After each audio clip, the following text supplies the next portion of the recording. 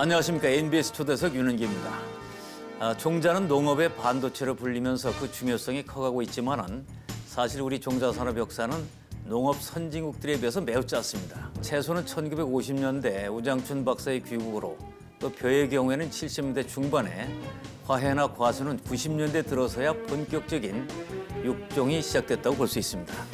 오늘 이 시간에는 국내 종자 전문기업 농오바이오와 함께 우리 종자 산업의 발자취를 짚어보고 현재 세계 시장에서 벌어지고 있는 종자 전쟁에는 어떻게 대응할지 자세히 알아보겠습니다.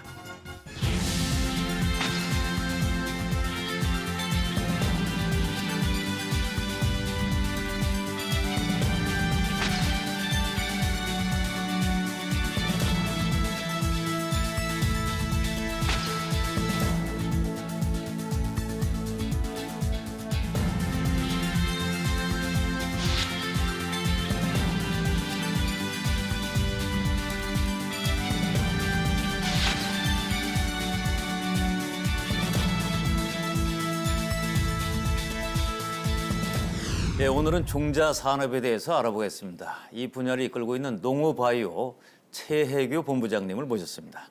안녕하세요. 네, 안녕하십니까. 네, 반갑습니다. 반갑습니다. 자, 이 종자 산업이 중요하다. 이게 말하자면 농업의 반도체다 이런 얘기까지 나오고 있는데요. 네. 얼마나 중요한지, 왜 중요한지 먼저 좀 알려주시죠. 예, 방금 말씀하셨듯이 종자가 농업의 반도체라 할 만큼 그렇게 부가가치가 높은 산업입니다. 그리고 부가가치가 높은 것도 중요하지만 그보다 중요한 것은 국민, 우리 모두의 먹거리를 책임지는 예. 국가 근간이 되는 산업이라는 거죠. 예를 들어서 오늘 제가 보니까 금값이 키로로 환산하면 5,600, 700 정도 되더라고요. 예. 근데 저희 종자 중에는 같은 키로수로 했을 때 1억이 훨씬 넘는 그런 종자. 1억이 넘는다고요? 예, 그런 종자도 있습니다. 그 어떤 종자가 그런 거예요? 그게? 보통 토마토 우리 뭐 블랙체인지나 TY 시스펜 이런 품종이 있는데 그런 품종들은 1억이 훨씬 넘는 그런 토마토의 종자 씨앗, 이게 그렇게 씨앗이 비싸다는 말이죠. 이야, 이거 대단한데 보니까. 그러니까 이제 이게 왜 중요한가 하는 거는 첫 번째 고부가가치, 네. 두 번째는 먹어야 사니까 네. 그런 이제 소위 말하는 생명산업이다 이런 면에서. 네, 그렇습니다. 자, 이거 이제 흥미진진한 것들이 많은데 품종 대표적인 거 몇 개를 좀 미리 좀 한번 소개해 주시죠. 우리 그 농우바이오가 지금 종자 파는 그 종자 숫자가 한 320여 개 정도 됩니다. 320여 개. 네, 320여 개 정도가 되는데 이름만 되면 알 수 있는 품종들이 많습니다. 그중에 고추는 뭐 예전에 마니따, 베로따, 현재 빅스타 이런 품종을 비롯해서 수박에는 스피드 꿀수박. 뭐 전국 수박 농가라면 아마 스피드 꿀수박을 모르는 농가는 없을 걸로 제가 자신할 정도로 그래 유명한, 지금도 한창 판매를 하고 있고요. 또 참외는 오복꿀참외. 이런 부분들이 뭐 농가들 농사 짓는 분이라면 누구나 알 수 있는 농우바이오의 대표 품종 그렇게 할 수 있습니다. 저는 그냥 산지 어느 농장에서 나왔느냐 어느 지역 이것만 생각하는데 농업하시는 분들은 그 품종 자체가 굉장히 중요한 거네요. 그러니까. 그럼요. 농사에서 종자 선택은 소위 우리 그 회사원으로 말하면 직업을 뭘 가질까 그런 거 하고 맞먹는다고 보시면 자, 됩니다. 만따, 뭐 배로따 이런 거는 벌써 듣기만 해도 이게 무슨 뜻인지 알겠어요. 보니까 배로따 뭐 많이 따는 거니까 이게 이름은 누가 짓는 겁니까, 그거는? 그 품종명은 예를 들어서 우리가 그 첫째는 농가의 식유 사업을 할 때 그 지역 적응성 실험을 할 때 사실은 그 식유 번호로 지을 수도 있습니다. 번호로 지을 수도 있고 또 하나는 뭐 내부적으로 회사 내부적으로 공모를 해서 지을 수도 있고, 또 예를 들어 수박 같으면 수박 지역 단지권에 가서 농가들한테 여론조사를 해서 야, 이 품종 좋다는데 뭘로 지었으면 좋겠습니까 해서 물어봐서 그것도 괜찮겠죠. 저 농민들에게 직접 물어보는. 농민 그 부분도 아주 좋은 부분이거든요. 그런 부분이 있고, 마지막으로는 이제 마케팅 본부에서 총괄해서 짓기도 하고 그렇습니다. 어떻게 잘 팔릴까? 예. 자, 꿀수박은 알겠는데 왜 스피드 꿀수박입니까? 스피드는 왜 붙어 있는 거죠? 저희가 그 품종명을 질 때 고려하는 것이 있습니다. 과연 이 품종을 장점을 뭘로 내세울까? 모든 품종, 사람도 얼굴이 있듯이 품종에도 저희가 이제 중요시하는 타이틀이라는 게 있거든요. 스피드 꿀수박은 그 당시에 그 타원형 수박이 이제 시장이 많이 넓혀질 때입니다. 타원형 수박이 넓혀질 때인데 초기에 타원형 수박은 좀 그 일반 원형 우리가 보통 알고 있는 원형 수박보다 그 기후적으로 좀 안 좋은 안 좋은 기후에 처하면 기형과 좀 우리가 원하지 않는 기형과가 많이 나옵니다. 그래서 그렇기 때문에 그 품종은 일찍 심을 수가 없었던 거죠. 근데 그래서 나온 게 우리 스피드꿀 수박은 조금 더 악조건에 들어가도 기형과가 적게 나오고 또 빨리 수확할 수 있는 그런 빨리 들어가서 빨리 들어갈 수도 있는 그런 장점이 있기 때문에 그 부분을 이제 강조하고 이제 스피드란 말을 쓴 거죠. 그러니까 빨리 수확할 수 있으니까. 네. 그 농사 짓는 분들은 그거 딱 먹히죠, 그러니까. 네. 저는 수박을 빨리 먹으라고 지금 줄 알았더니 스피드 꿀수박. 그래서 지금 예전에 사실은 그 품종명이 아까 말씀드렸던 뭐 베로따나 마니따 이런 데는 시대적 상황을 반영하듯이 그때는 수량성을 강조해야 될 부분입니다. 그렇죠. 많이 따는 게 좋으니까. 네. 수량성을 강조해야 되는 시대이기 때문에 이제 마니따, 베로따를 한 거고 그 이후엔 저희가 빅스타란 고추도 있습니다. 빅스타란 고추는 이제는 기존의 베로따, 마니따보다는 더 커졌다는 거죠. 예. 그래서 커지면서 수량이 많다 그래서 이제 빅스타란 부분을 줬고 최근에는 지금 예를 들어 고추 시장에 이제 강조되는 부분이 칼라병이라고 있습니다. 예. 칼라병이라고 있고 또 탄저병. 예. 탄저병은 많이 들어보셨을 그렇죠. 거예요. 예. 그런 칼라병, 탄저병의 같은 복합 내병성을 가지고 있다 해서 저희가 칼탄 패스.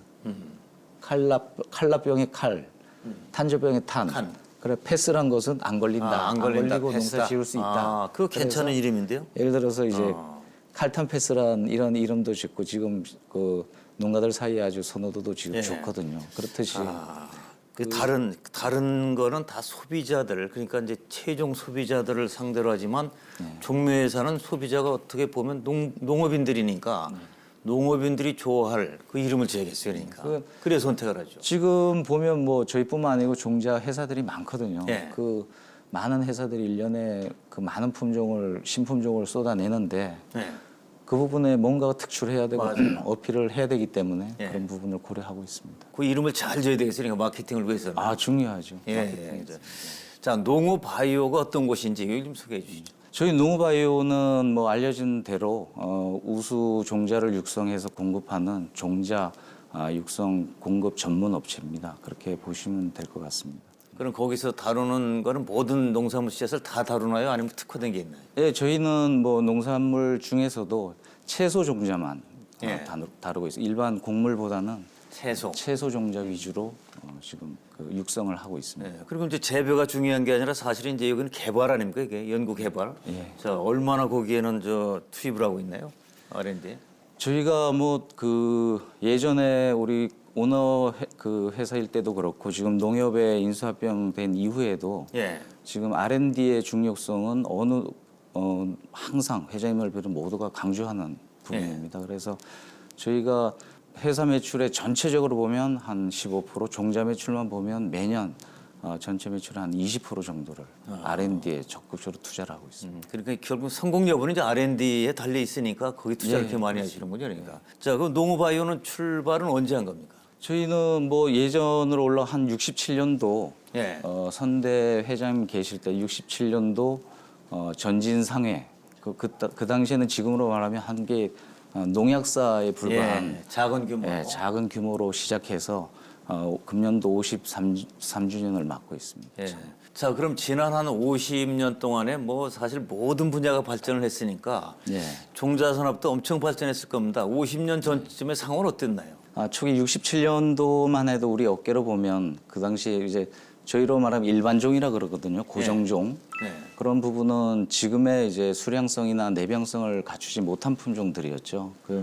못하고 이제 예를 들어서 고추를 뭐 생산하면 그 중에 과를 생산해서 그 중에 좋은 씨앗을 골라서 이듬해 다시 파종을 하고 이런 그 형태의 어떤 부분이었고 우장춘 박사님 일본에서 우리를 건너와서 이후에 이제 부산에 그 원예 시험장이라는 것이 이제 생겼습니다. 원예 시험장. 예, 원예 시험장이 생겨서 그 이후에 그 F1 부분을 육성을 하면서 또 그런 부분이 나아가서 이제 민간 그 종자 회사에 어떤 F1 육성을 하거나 또 생산할 수 있는 그런 이제 뭐라 그럴까 여건을 만들어 준 거죠. 그래서 60년대 이후에 원예 시험장 생기고 하면서 제가 알기로는 종자업이 도약을 좀 하는 새로운 어떤 기반을 다진 부분이다.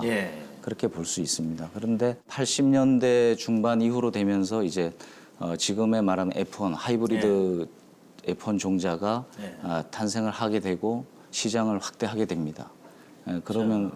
그러면서 이제 지금 우리가 원하는 수량성을 갖춘 종자들 그런 그 다수학 품종들이 이제 나오기 시작하는 거죠. 또 80년대 이후부터는 이제 이 종자 업계도 흥농 그 당시에 뭐 1등 회사 흥농종묘 또 중앙종묘 뭐 흥농 중앙종묘 많이 아실 겁니다. 많이 뭐 광고도 그 당시 많이 그 해서 당시 다 광고도 저도 알죠. 어릴 때지만 저도 기억할 정도니까. 그럼. 그래서 흥농 중앙종묘 또 뭐 서울종묘 또 우리 농우종묘 그 당시엔 저희가 농우종묘였습니다. 지금 농우바이오지만 농우종묘였고 또 한농종묘 이렇게 5개 회사가 아주 제가 기억하기로는 그 영업 색깔이나 회사 색깔 그런 부분이 아주 그 카리스마 있고 좀 구별이 확실했던 그런 부분이 있었습니다. 그래서 그 85년도 이후에 고종 정도 늘고 90년대부터는 각사가 이제 교배종을 가지고 본격적인 이제 경쟁을 하게 되는 거죠. 그러면서 그러니까 이제 처음에는 이제 농사를 지어봐서 좋은 거, 잘 열리고 내용이 좋은 거에 씨앗을 좋은 우량 씨앗을 잘 보존했다가 다시 팔고. 그런데 그 뒤에는 이제 그 종자를 이제 개량하는 거죠, 그러니까. 그렇죠. 연구해서. 그러니까 예전에는 그 채종해서 그냥 일반적으로 수확물에 채종해서 쓰던 종자를 이제 그 이후에는 F1 종자로 해서 모계, 부계 그런 부분들을 이제 그 중에 우수 형질을 그 도출을 해서 결합시켜. 그 하이브리드라고 표현하셨는데 말이죠. 그런 품종을 만들게 되는 거죠. 근데 이제 그게 뭐가 나올지를 모르니까 그게 바로 이제 연구 개발을 하면서 뭐 성공도 할 수 있지만 실패도 많이 하겠어요, 그러니까. 뭐 종자 산업은 성공의 어떤 그 기회보다 실패의 기회가 훨씬 많다고 보시면 됩니다. 그런 부분이 종자는 아시겠지만 살아있는 생물이거든요. 뭐 일반 공정에서 이렇게 찍어내는 뭐 부족하다고 많이 찍어내고 적다고 뭐 많다고 줄이고 이런 부분이 아니기 때문에 그런 부분을 살아있는 생물을 토양에 맞춰야 되고 그 기후에 맞게 이렇게 하다 보니까 훨씬 농가가 원하는 품종을 못 만들 때도 있고 그러다 보면 실패 확률이 이제 높아지는 거죠. 이 종자 산업 분야에서는 지금 본부장님 몇 년 정도 일을 하셨습니까? 제가 올해 25년째입니다. 25년. 25년 정도 하셨으면 제가 볼 때 직업병이 생기셨을 것 같아요. 예를 들어서 뭐 수박을 먹는다. 참외, 뭐 배 이거 보면 씨앗부터 볼 것 같은데요, 보니까. 그렇습니다. 우선 뭐 모양을 보고, 형태를 보고, 내용을 보고, 뭐 당도 체크하고 뭐 이런 그런 부분이 많습니다. 자, 일반인들은 이 분야를 잘 모르는 분야인데 말이죠. 이 분야 종사하시면 참 보람도 클 것 같아요. 어떻게 있습니까? 저희 보람이라 하면 뭐 아무래도 하나의 품종이 개발이 돼서 시장에 나가서 무엇보다 중요한 농가 분들이 우리 품종을 가지고 농사를 졌는데 야 고소득을 올렸다. 대박 났다. 할 때가 사실 제일 기분이 좋죠. 저희들은 이제 품종 개발을 위해서 판매하기 전에도 농가들한테 찾아보고 일일이 이제 농가 방문을 하는 거죠. 그 판매하기 전에도 찾아보고 또 그 작물이 자라는 중간 그런 데도 작황 조사를 해서 보고. 가봐야겠어요, 그러니까. 합니다. 작물은 어느 한 시점만 봐서 될 부분이 아니거든요. 그래서 중간에도 찾아가고 또 수확할 때 되면 수확 결과를 보려고 또 찾아가고 저희가 자주 찾아갑니다. 찾아가는 과정 중에서 농가들의 반응이 하나하나 다 나오는 거죠. 그렇죠. 이 제대로 자라고 기대가 크면 좋아 보이면 그때 반응이 어때요? 그렇죠. 만약에 품종이 안 좋다 그러면 야 임마 네가 저 자신 있게 권한다 해서 했는데 이건 뭐냐 농담으로든 뭐 물어내라 막 이렇게 예. 말씀도 하시고 또 농사 잘 되면 너 별도로 시간 내서 와라 저녁 사줄게 뭐 이런 얘기도 하고 그렇습니다. 근데 저희도 품종 개발하면서 저도 사실 법정에도 한 3번 섰었어요. 법정에 왜 썼습니까? 이게? 종자 문제가 있어서 뭐 보통 이제 종자 문제는 저희가 농가하고 저희하고 입장이 틀리거든요. 예. 저희는 어떤 그 전체적인 품종 그 근본적인 문제가 있을 때 저희는 이제 문제점을 얘기하는 거고 예. 농가는 현재 보면 뭐 아시겠지만 이상기후나 이런 거 그 농가들 겪으면서 옆집하고도 틀린 거죠. 똑같은 종자를 그럼 농사가 팔아도. 잘 안 됐을 때는 일단 소송 걸 수도 있는 거네요, 그러니까. 예, 그 좋게 좋게 얘기할 수도 있고 예. 그게 안 되고 자기 그 요구를 충족 못 시키면 예. 법적 그 진행도 하고 그렇습니다. 그러면 예전에 제가 일선에 담당할 때는 이제 회사 대표로 예. 법원에 출두명령 받고 예. 가서 증인으로도 쓰고 그런 적도 있습니다. 그런 또 애로도 있고 보람도 있고. 자, 좋은 종자를 개발했을 때 기쁘고 그러나 이게 이제 실제로 성과가 날지는 모르니까 이제 뭐 실험을 스스로 할 거, 재배 실험을 할 거고 이거는 자신 있다. 이건 틀림없이 좋다 하고서 이제 농가에 보급을 했는데 그걸 심고서 잘 나왔을 때는 엄청난 칭찬을 듣지만 모르잖아요, 이게.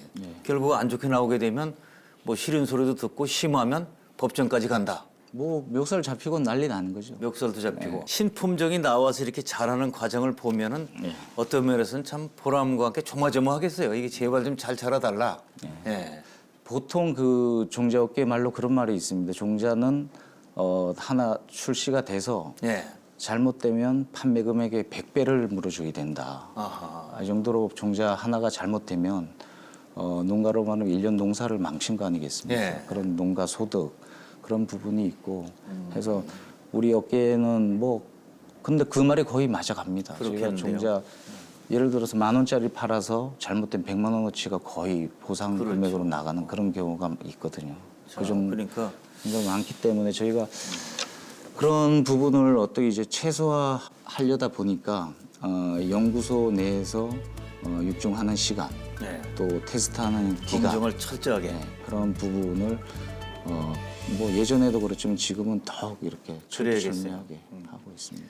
그러니까 이제 대박이 날 수도 있지만 쪽박이 될 수 있다. 예. 리스크를 항상 염두에 두면서 또 해야 되는 산업이군요. 예, 그 종자가 무엇보다 그게 생물이기 때문이죠. 그렇죠. 생물이기 때문에 공산품과 달리 어떤 문제가 있을 때 그 뭐라 그럴까 칼로 못 자르듯이 이렇게 이만큼 잘못 이거 잘못 이렇게 하기가 검증도 어려워. 아주 예. 어려운 부분입니다. 예. 그러니까 이제 이게 뭐 기상이나 여러 조건들이 또 있을 수가 있으니까 말이죠. 예, 그렇습니다. 예.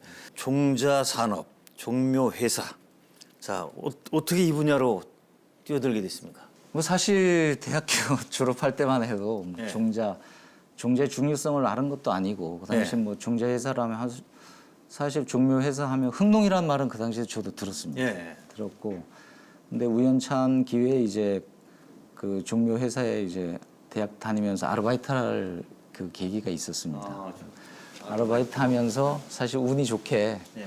그 우리 그 당시 농우 종묘에 그 당시 대구에서 일을 했는데 예. 좀 그 지금 우리 선배들이 좀 인정을 해준 거죠. 그래서 입사를 해서 사실 그 당시에 종묘업계는 휴일이 없었습니다. 예전에 고 회장님 그 선대 회장님 살아계실 때 토요일에 아니면 일요일에 하루 쉬어도 되겠습니까 하면 야 인마 작물이 일요일 날 안 자라느냐? 안 자라냐 그런 그 비유를 하면서 이제 쭉 뭐 농담 삼아 이런 말씀도 하셨거든요.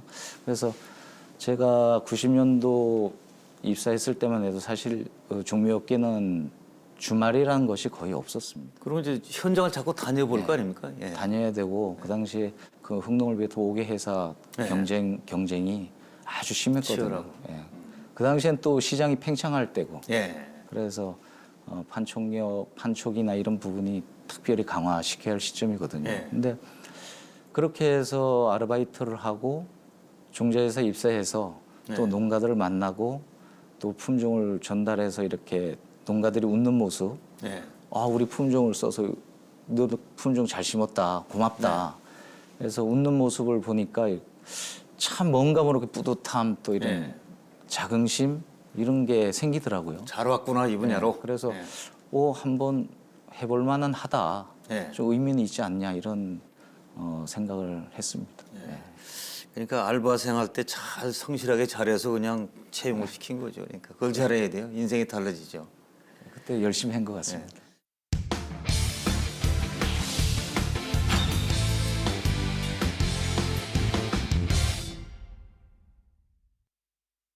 그동안 꾸준히 발전해왔지만 한때 심각한 위기였다.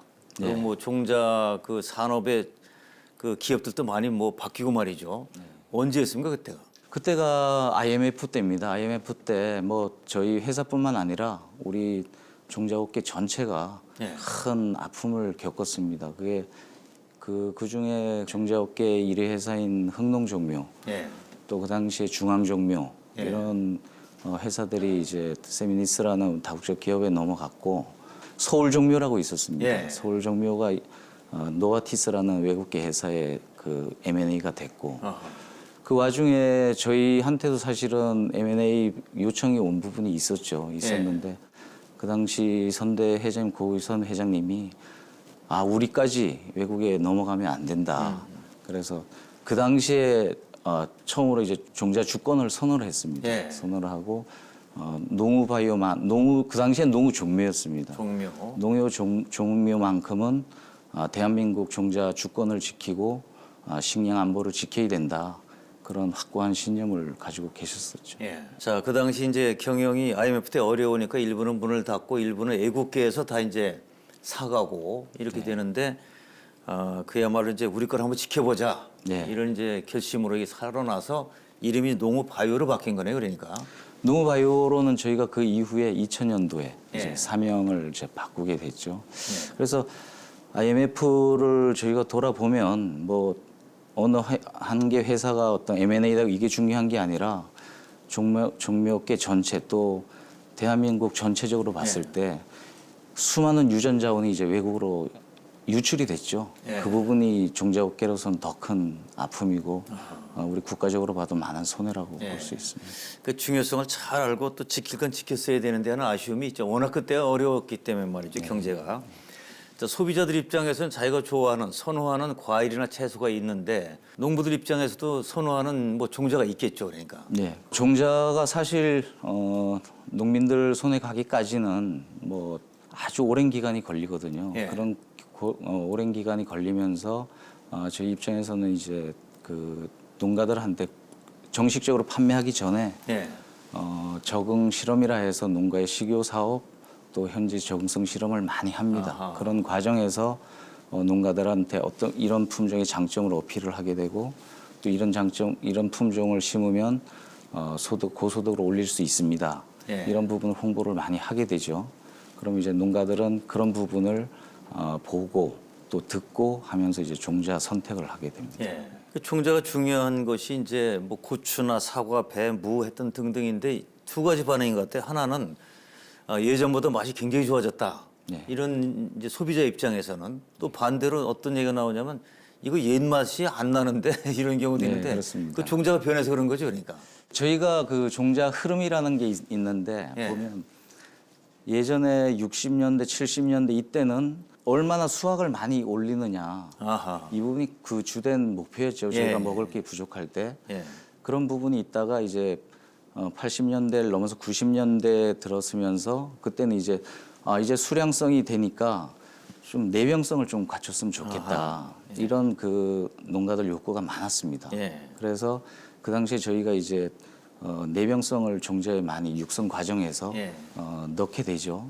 근데 좀 전에 사실 말씀하신 대로 그런 내병성하고 수량성을 강조하다 보니까 맛이 떨어지는 거예요. 그럴 수 있겠어요. 예, 예. 되게 하루아침에 이것저것 다 얻을 수가 없고 그래서 저희 종묘회사 입장에서는 내병성을 넣으면서 좀 그런 시행착오를 많이 겪었죠. 자, 그러니까 이제 말하자면 수확량을 늘려야 이제 돈벌이가 되니까 예. 수확으로 가다가 그다음에 이제 내병으로 가고 또 한 가지 그런 것도 있는 것 같아요. 보면은 몸에 얼마큼 좋으냐 아니냐도 뭐 따지지 않습니까? 예. 지금은 그런 쪽도 좀 개발하지 않나요? 그렇습니다. 그런 부분은 그 기능성 종자라 그런 최근에 2010년 이후에 10년 이후에 이제 저희가 국민 소득이 많이 높아집니다. 예.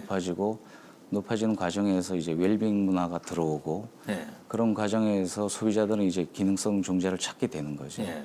그래서 저희는 그런 지금 형태로서 지금은 뭐 수확량이나 그 내병성 기본입니다. 예. 기본이고 거기에다가 농가들이 선호하는 또 농가들 건강까지 책임질 수 있는 고기능성 그런 그 종자를 지금 육성하고 있는 거죠. 그리고 이제 맛도 좋아야 되지만 몸에 좋으냐 그게 이제 기능성 뭐 예를 좀 소개해 주시죠. 예를 들어서 저희가 지금 팔고 있는 그 뭐 토마토 중에 TY 시스펜이라고 있습니다. 예. 보통 토마토로 말하면 이제 라이코펜 이런 부분을 강조를 많이 하는데 예를 들어서 라이코펜이란 부분은 몸에 좋아하는 그런 성분이 있으면서 이제 보통 붉은색 계열에 네. 많이 들어 있습니다. 근데 토마토에 예전에 우리가 보통 생각하는 토마토는 붉은색 큰 거 많이 보셨죠? 예. 그런 곳에 있는 라이코펜은 사실은 열을 가해야지만 우리가 흡수가 되니까, 인체가 받아들일 좋은 조건의 어떤 그 흡수 조건이 되거든요. 예. 근데 저희가 대추형 그 TY 시스펜 방금 말씀드린 TY 시스펜이라는 종자는 그런 열을 가하지 않아도 우리가 먹었을 때 인체에서 그런 그 성분을 받아들이는 부분이 흡수가 잘 되는. 흡수가 잘 되는 거죠. 예. 맞아. 예전에는 토마토는 익혀 먹고 뭘 요리해 먹어야 된다 그러는데 지금은 이제 그 흡수가 잘 되는 품종도 개발하는 게 예를 들면 그런 게 기능성이라는 거죠. 예, 그렇습니다. 자, 근데 이게 정말 아까 말씀하신 대로 공장에서 찍어내는 물건이 아니다 보니까 품종 하나 개발하는데 얼마쯤 걸립니까? 기간은? 지금 저희가 보면 품종 하나 근데 유전 자원이 어떤 품종을 만들려고 할 때 예. 유전 자원이 확보된 상태에서도 최소 10년, 최소. 예, 최소 10년이 걸리고 많게는 뭐 20년, 30년까지도 걸릴 수가 있습니다. 예. 그러니까 그래서 어떤 연구원이 품종 2개 만들고 평생 연구 그 기간을 마칠 수도 있는 그 정도로 종자 산업이 어려운 산업이죠. 평생 두 건도 화끈한 거 건지면 괜찮은 거 아닌가요? 그렇죠. 그런 연구원만 해도 아주 복받은 연구원으로 볼 수 그렇죠. 있습니다. 안 될 수도 있으니까. 안 될 수도 있고. 종자 품종이라는 것은 뭐 만들어낸다고 해서 모든 품종이 아니고 네. 이 품종을 만들어내서 생산을 해서 농가한테 판매를 해서 농가에 직접 고소득에 그 작용을 해야지만 예. 이제 품종다운 품종이 되는 거죠. 그렇죠. 자, 그러면 아주 진짜 제대로 된 품종을 개발해서 우리나라뿐 아니라 전 세계 시장으로 나갈 수도 있는 거니까 예. 품종 아주 좋은 거 하나 정말 확실히 제대로 개발하면 떼돈도 벌 수 있는 건가요? 왜? 그렇죠. 뭐 회사 뭐 작게는 회사 나가서는 국가적으로도 큰 그 국익 창출이 되는 거죠. 외국의 이 종자 회사들이 그래서 이게 제약회사와 거의 뭐 비슷한 정도로 R&D에 노력을 하고 있다 이런 얘기가 나오는군요. 네, 그렇습니다.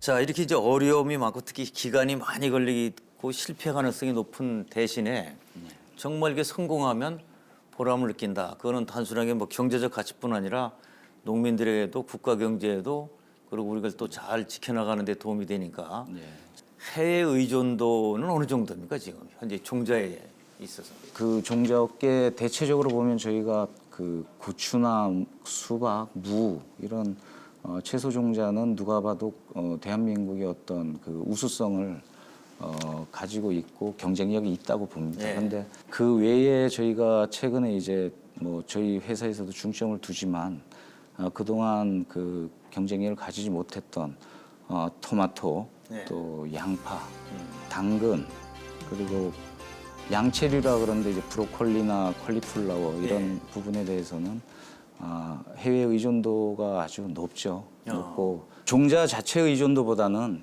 그 종자를 만드는 유전 자원, 유전 자원 의존도가 크다고 그렇게 볼 수가 있습니다. 뭐 지금 매스컴이나 이런 데서는 뭐 유전 자원 의존도가 한 70% 가까이 된다. 이렇게까지도 말씀하는 부분이 있기 때문에. 자, 유전자원 의존도라는 게 구체적으로 좀 알기 쉽게 좀 소개를 더 해주시죠. 그러니까 그 종자를 하나 만들려면 그 종자가 갖춰야 되는 아주 그 고품질을 만들 수 있는 뭐 유전자도 있어야 되고 내병성을 강화시키는 유전자도 있어야 되고 이런 다각적인 분야에서 그 유전 자원이 있어야 되거든요. 그런 부분을 저희가 국내뿐만 아니라 글로벌 그 국제적인 어떤 종자 수출을 하기 위해서는 현지 맞는 내병성을 갖춘 또 현지 그 농가들이 원하는 그런 부분을 갖춰야 되기 때문에 각지에서 그런 유전 자원을 그 어떤 수집하거나 이렇게 하는 부분이 많아야 되는 거죠. 그리고 이게 다 국제 특허가 다 돼 있겠죠. 그러니까 종자별로 다 어떻게 돼 있습니까? 지금 뭐 다 돼 있다기보다는 그런 부분이 점점 이렇게 강화되는 지금 추세로 있습니다. 특허를 내야 그래야 뭐 지적재산 보호를 받을 테니까 말이죠. 지금 국내는 그런 품질 보호 출원이라 해서 그런 저 법이 제정돼 있습니다. 우리가 이제 식품, 채소나 야채만 사오는 게 아니라 종자도 사와야 되고 그다음에 또 그 로열티도 내야 될 거 아니에요. 외국 종자. 어떻게 지금 지분은 어떤 방식으로 하고 있습니까? 지금 저희가 사실 뭐 그 일반 채소 종자에서 로열티를 지급하는 부분은 좀 적습니다. 상대적으로 적고 그 외에 곡물이나 뭐 화해 그런 쪽에서 아직은 좀 많고 채소 종자 부분은 아직은 좀 미약하다고 볼 수 있습니다. 앞으로 이거 좀 줄여가기 위한 노력을 하고 있습니까?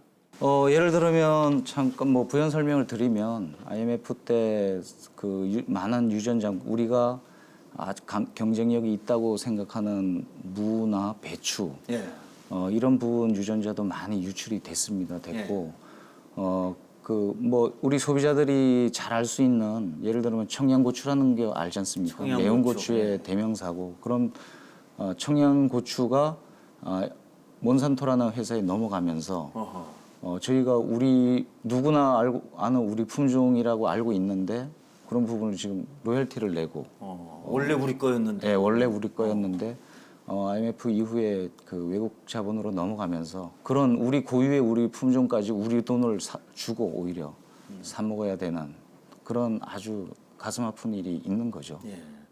그래서 종묘 주권이라는 말이 또 실감나요. 그런 면에서는. 네, 그렇죠? 그렇습니다.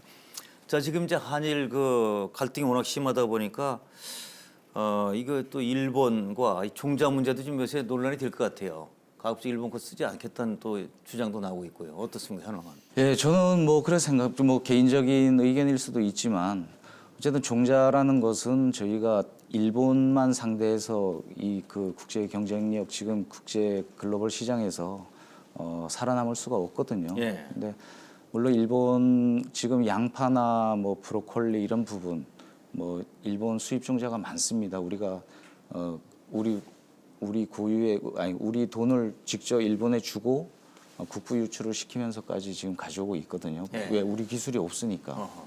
그런데 그렇다고 해서 지금 뭐 한일 관계를 여기에 연관시켜서 무조건 일본 종자를 배척하고 이런 것보다는 이 기회에 이런 문제는 뭐 일본하고 아니라 미국하고도 생길 수 있고 그렇죠. 또 중국하고도 생길 수 있는 거고 나가서 뭐 인도든 글로벌 회사하고 항상 생길 수가 있는 부분이거든요. 그래서 그런 부분 그 일맥선상에서 이런 기회에 국가적으로 좀 더 그 크게 거시안적인 안을 가지고 그 종자 산업 쪽에 투자를 해서 이 기회에 좀 더 강한 글로벌 경쟁력을 길러주는 것이 또 종자 회사의 어떤 자생력을 높여주는 게 더 중요한 일이 아닌가 이렇게 생각하고 있습니다.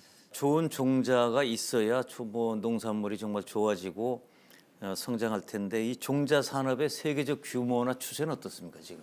네, 종자 저희가 이제 채소 종자만 놓고 볼 때 전 세계 시장 규모를 한 6조 원 정도를 보고 있습니다. 6조 원.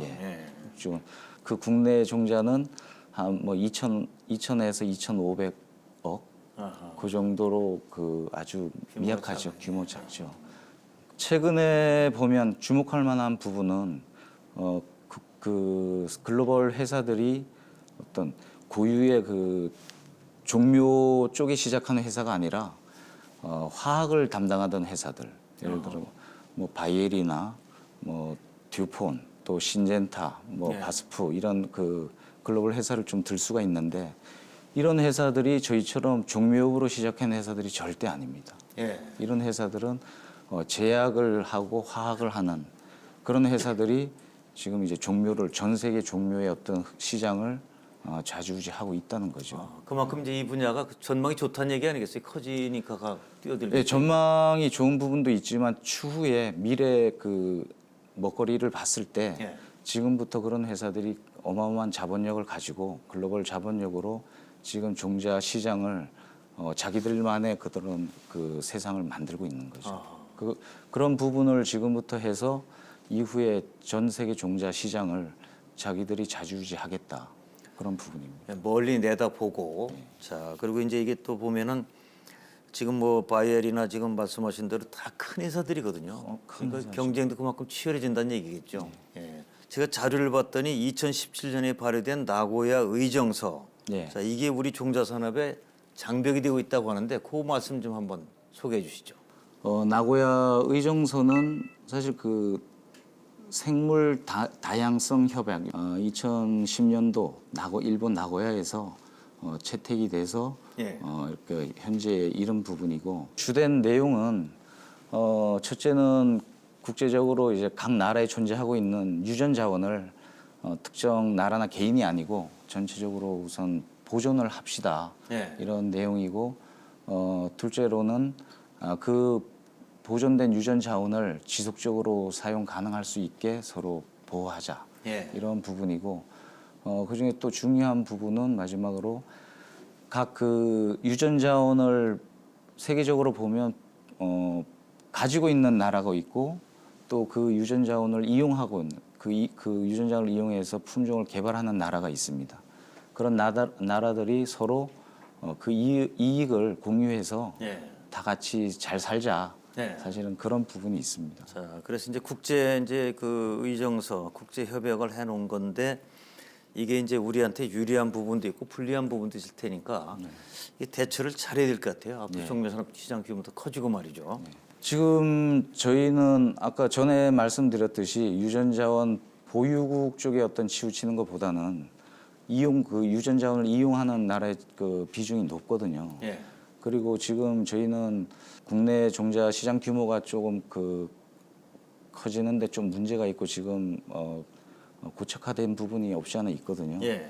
그런 부분을 극복하려면 아무래도 글로벌 시장을 뛰어들지 않을 수가 없습니다. 예. 그러면 그 나고야 의정서 연관선상에 보면 저희가 글로벌 종자 회사에 뛰어들어서 우리가 상대하는 나라의 그 종자를 팔려면 그 나라에서 자기들 유전 자원 이용 부분을 체크를 할 거 아닙니까, 그죠?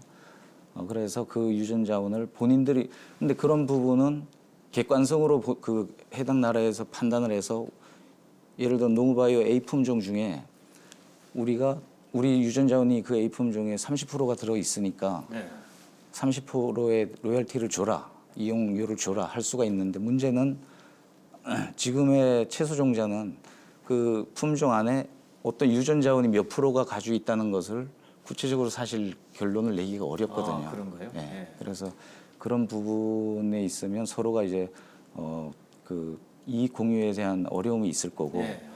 저희가 예를 들어 불이익을 당할 수 있는 경우는 예를 들어서 우리가 중국에 어떤 품종을 수출했는데 중국에서 그 중국 주관적으로 이 예. 품종을 보니까 우리 팔고 게 있는 들어있다. 우리 거 팔고 있는 뭐하고 똑같으니까 그거에 상관없이 한 30% 이용료를 내라. 그러면 저희가 물론 법적으로 이렇게 국제 뭐 룰에 그 법적으로 할 수는 있겠지만 그런 부분을 우리가 수출하는 어떤 그 나라를 볼 때는 불이익을 당할 수밖에 그런 없는 어려움이 또 있겠군요. 예, 그런 부분이 그 뭐 있습니다. 물론 소송할 수 있지만 시간도 많이 걸리고 간단치 않아서 말이죠. 저는 또 이게 궁금해요. 우리 종자를 이제 해수출했을 경우에 예. 이게 사실은 뭐 풍토, 뭐 땅 토양하고 날씨가 다르면은 똑같은 품종인데도 다르게 나타날 수 있잖아요, 이게. 그런 경우는 없나요? 어떻게 그런 문제는? 뭐 종자를 육성하는데 가장 애로사항이 사실은 그 부분이죠. 예를 들어서 저희가 신토불이라는 말을 뭐 많이 쓰는데 종자도 사실 그렇습니다. 우리나라에서 육성을 해서 네. 중국에 수출하는데 우리나라 기후만 생각해서 육성해가지고는 중국에 갔을 때 중국의 어떤 지역에 갔을 때 생각지도 못한 그 문제점이 발생할 수도 있다는 거죠. 네. 예를 들어서 우리나라에서는 어떤 당도나 뭐 내병성이 좋았는데 어느 나라에 가니까 그게 안 통하더라. 이럴 부분도 있는 거죠. 자, 그러니까 이제 우리가 수출을 하려면 그래서 제가 질문을 드린 건데 수출을 하려면 우리나라에서 아주 좋은 상품이 나왔다 하더라도 농산물이 나왔다 하더라도 현지 가면 달라질 수 있으니까 현지 풍토하고 같이 맞게 개발해야 되는 거 아닙니까? 그런 부분을 대비해서 예전부터 북경의 그 세농 법인이라든가 미국 예. 또 인도네시아 이런 부분에 법인을 예전부터 운영을 했습니다. 운영을 해서 현지화 전략을 써서 현지에 맞는 품종을 그 지역에서 그래야겠어요. 개발을 하고 있었고 최근에는 그런 부분이 좀 부족하다 그래서 최근에는 나가서 그 터키, 예. 인도, 미얀마 예. 이런 등지에서 별도 법인을 새로 설립을 해서 그런 어떤 현지 그런 그 리스크를 최소화하기 위해서 예. 현지 육성을 그 다각도로 운영을 하고 있습니다.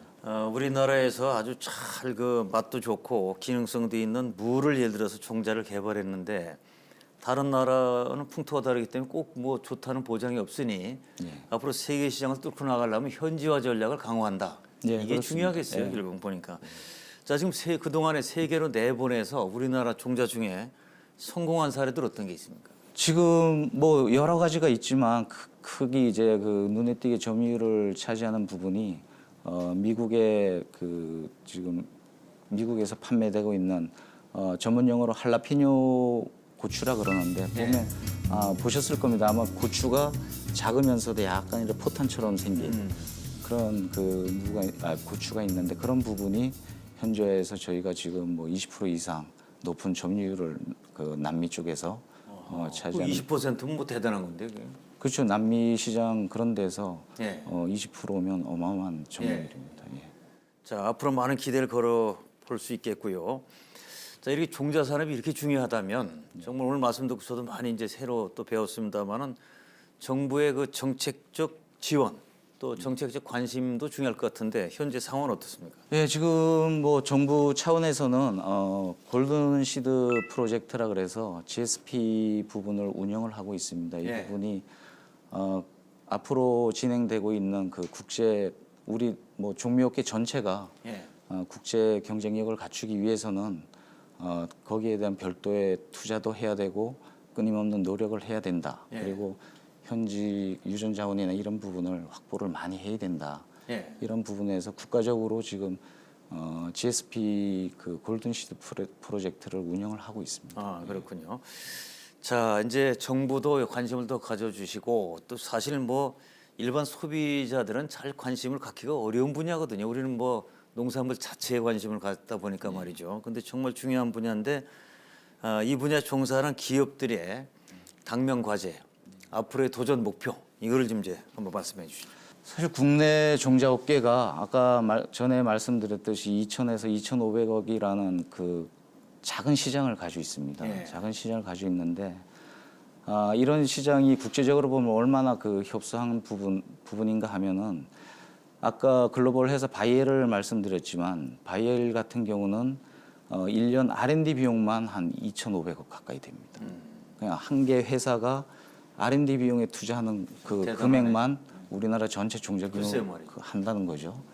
그래서 어쨌든 우리가 그 지금 국내적으로 볼 때는 어떤 개인 육종가나 이런 부분 육성을 국가에서도 많이 신경을 써서 지금 지원도 많이 하고 있습니다. 그런데 그런 그 지원이란 부분이 받는 입장에서는 아직도 많이 그 부족한 부분이죠. 예. 그래서 그런 부분에 대해서 좀 더 신경을 많이 써주셨으면 좋겠고 또 나아가서는 아까 말씀드린 골든 시드 프로젝트가 사실 지금은 보통 우리 가지과 밭가라 그러는데 그 품종이 고추나 수박 같은 예. 고추나 수박, 호박 이런 같은 작물에 좀 치우쳐 있습니다. 그래서 우리가 국제적으로 그 경쟁력을 갖추려면 그런 품종 외에 또 아까 말씀드렸듯이 양파나 또 양채류 또 이런 여러 가지 부분에 확대를 전적으로 많이 할 필요가 있는 거죠. 예. 자, 오늘 아주 많은 정보를 저도 들었고요. 공부가 많이 됐습니다. 끝으로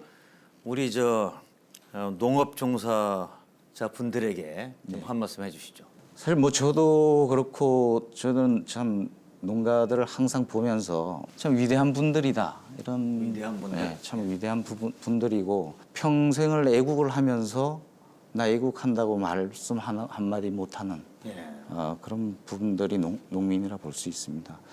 그리고 이 방송이 제가 알기로는 저녁 시간에 방송되는 거 알고 있는데 아마 전국의 농가들이 하루 종일 수확철을 맞이해서 제대로 방송을 못 볼 수도 있거든요. 너무 예. 피곤해서. 예. 그래서 국가적으로 볼 때 농업에 종사하는 뭐 저희뿐만 아니고 국가 여러 기관이 있을 거 아닙니까? 예. 그죠? 그런 부분 그 연구기관에 종사하는 국가 공무원들 이런 분들도 진짜 애국하는 분들이거든요. 예. 그런 분들 또 종자업계 전체 이런 부분에 참 저희는 사실 뭐 누가 칭찬해서가 아니고 하라해서가 아니고 예. 대한민국 종자 주권 수호 또 먹거리를 지킨다는 신념이 강하거든요.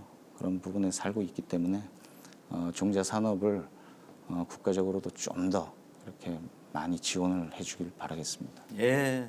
자, 오늘 말씀 감사합니다. 감사합니다. 종자 산업은 미래의 먹거리라는 인식 아래 종자 기업들은 총성 없는 전쟁을 계속하고 있습니다. 다국적 거대 기업들은 종자 기업을 사들이면서 몸집을 불리고 있는데요. 최근 일본의 경제 보복에서 볼 수 있듯이 세계 각국 사이에서는 언제든지 무역 분쟁이 일어날 수 있고 이런 무역 분쟁이 종자 전쟁으로 번질 수도 있습니다. 이는 종자 산업에 우리가 보다 정책적으로 관심을 가지고 육성해야 하는 이유이자 미래에 대한 대비책이 될 수 있을 것입니다. 함께해 주신 여러분 감사합니다.